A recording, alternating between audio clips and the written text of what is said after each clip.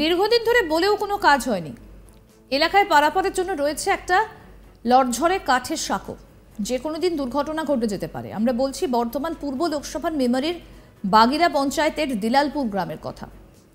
অনেকদিন ধরে এই গ্রামে রাস্তা এবং ব্রিজের দাবিতে সরব হয়েছিলেন গ্রামবাসীরা, কিন্তু কোনো কাজ হয়নি। এলাকায় কেউ অসুস্থ হলে তাকে হাসপাতালে নিয়ে যাওয়া প্রায় অসম্ভব হয়ে পড়ে। অনেক ক্ষেত্রে আবার রোগীর মৃত্যুও হয়। এই পরিস্থিতিতে দাঁড়িয়ে 2024-এর লোকসভা ভোট বয়কট করলেন গ্রামবাসীরা। জানা গিয়েছে বর্ধমান পূর্বের এই লোকসভা কেন্দ্রের এই গ্রামে মোট 1400 ভোটার, যার মধ্যে ভোট পড়েছে মাত্র 53টি। প্রায় ভোট না পড়ারই সামিল।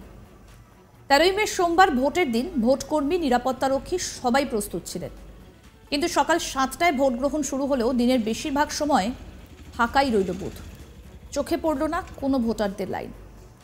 গ্রামবাসীরা জানালেন রাস্তা এবং ব্রিজ না হওয়ার কারণেই তারা ভোট বয়কট করেছেন। এমনকি গত পঞ্চায়েত ভোটও তারা ভোট বয়কটের সিদ্ধান্ত নিয়েছিলেন, কিন্তু রাজনৈতিক দলের পক্ষ থেকে তাদের বাড়িতে এসে অনুরোধ করার জন্যই শেষ মুহূর্তে তারা ভোট বয়কটের সিদ্ধান্ত থেকে সরে আসেন। তবে এবার ভোট বয়কটের পরেও যদি কোনো কাজ না হয়, তাহলে আগামী 2026-এর বিধানসভা ভোটও বয়কট করার পথেই হাঁটবেন তারা। শোনাবো ভোটার ইতি ঘোষ কি বলছেন, শুনুন। না ভোট দিইনি, দেবও না, কারণ আমাদের রাস্তা ব্রিজ না হওয়ার কারণে আমরা ভোট দিচ্ছি না। পঞ্চায়েত ভোটেই আমরা ভোট বয়কট করতাম, কিন্তু নেতা মন্ত্রীরা বাড়ি বাড়ি এসে ভিক্ষা চেয়ে গেছেন, বাড়িতে বসে চা খেয়ে বুঝিয়ে গেছেন যে না তোমরা ভোট দাও, 1 বছরের মধ্যে ব্রিজ করে দেওয়া হবে। কত তো হয়ে গেল, আজকে 20 বছর বয়স হয়ে গেল আমার, আমি তো দেখতে পেলাম না যে ব্রিজটা এরকম। আমি ছোট থেকে জ্ঞান হয়ে থেকে দেখছি ব্রিজ ভাঙা। তাহলে প্রতিশ্রুতি, মিথ্যে প্রতিশ্রুতি দেওয়ার মানে কি? এখন আমরা যখন ভোট বয়কট করেছি, তারা দুজন ফোন করছে যে ভোট দিতে এসো, ভোট দিতে এসো। তো দুটো ভোট পড়েছে, যিনি একজন ভোট দিয়েছেন তিনি মানসিক ভারসাম্যহীন, আর একজন তিনি জিতেন তিনি মাতাল, তিনি নাকি। আর তারা যদি ভোট দিয়ে থাকে, ভোট দিয়েছে, যদি ব্রিজ দিয়ে তাদের আমরা যাতায়াত করতে দেবো না, কারণ ব্রিজটা সবার। কিন্তু তারা ভোট দিয়েছে কারণ তারা ব্রিজ ব্যবহার করবে না। তারা যাতে ব্রিজ না ব্যবহার করতে পারে সেটা আমরা দেখব, তারা যাতে ব্রিজ ব্যবহার না করতে পারে। এই ভোট শেষ হয়ে যাওয়ার পরে আপনাদেরকে তো ভিডিও ম্যাডাম প্রতিশ্রুতি দিয়েছেন যে ব্রিজ তৈরি করা হবে, যদি তৈরি না হয় তাহলে আপনারা কি করবেন? আবার ভোট বয়কট। বিধানসভা আসছে, তাতেও ভোট বয়কট। পঞ্চায়েত আসবে, সেটাতেও ভোট বয়কট। যতদিন না ব্রিজ রাস্তা হবে ততদিন ভোট বয়কট থাকবে।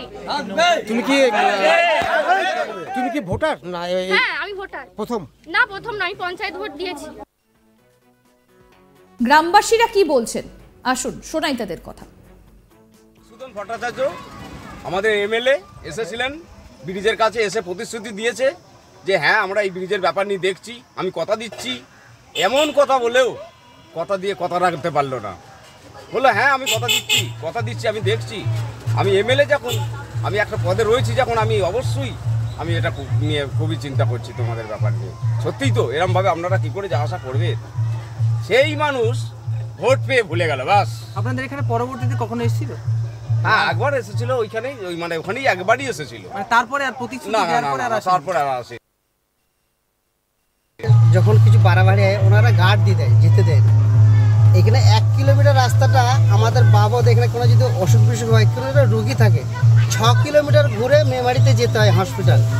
কেউ যদি থাকে এমার্জেন্সি, রাস্তাঘাটেই মারা যেতে পারে, এরকম পজিশন। 1 কিলোমিটার রাস্তা, যেখানটা আমাদের 1 কিলোমিটার পেরিয়ে গেলেই আমাদের এখানে মেমারি হসপিটাল পাবো। আর এই যে আমি সবজি ব্যবসা করছি, আমি এই গ্রামের বাসিন্দা।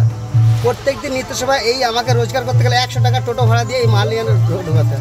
শুধু তাই নয়, আপনি যদি ব্রিজটা একটু যান, একটু মিডিয়া এসছেন যেহেতু, একটু ভিডিও করুন, দেখার অন্তত। যে কোনো মানুষ হেঁটে যেতে গিয়ে কোনো রাত্রি যদি বিপদ হয়ে যাবে, স্পট ডেড হয়ে যাবে।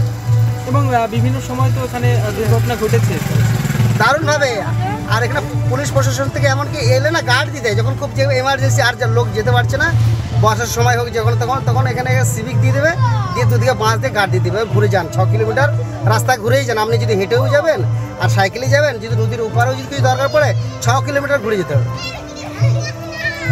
এটা কি খালের উপর ব্রিজ? খালের উপর ব্রিজ, কেনেলের উপর ব্রিজ। খুব কালকে আপনারা ভোট দেননি, কোনো প্রশাসনিক আধিকারিক থেকে শুরু করে জনপ্রতিনিধি কেউ আপনাদের জানিয়েছিল বা যে ভোট দেওয়ার জন্য অনুরোধ করেছিল বা তারা এসেছিল?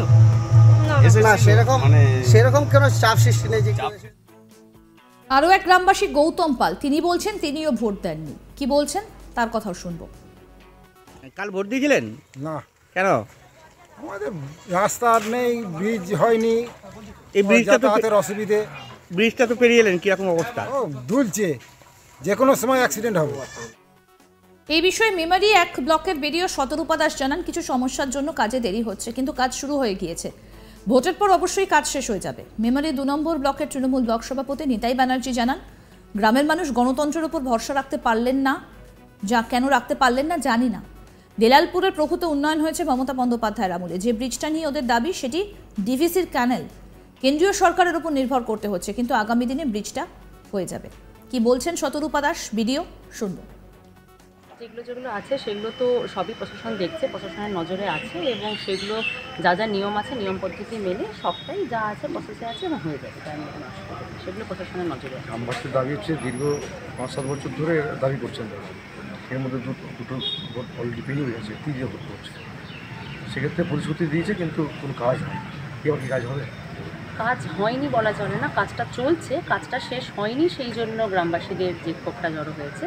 কাজ চলছে এবং কাজ তার নির্দিষ্ট নিয়ম মেনেই কাজ শেষ হবে। হ্যাঁ, এখানে যেটা সমস্যাটা হয়েছে যে কোনো স্টেপে হয়তো একটু কিছু টেকনিক্যাল গ্লিচ থাকার জন্য বা সেখানে কিছুটা ডিলে হওয়ার জন্য যে বাকি যে নেক্সট যে স্টেপগুলো আছে সেগুলো কোনো কারণে ডিলে হয়ে গেছে। এটা একটা ক্যাসকেডিং এফেক্ট, মানে একটা স্টেপ ডিলে হলে সবকটা স্টেপই ডিলে হয়ে যায়।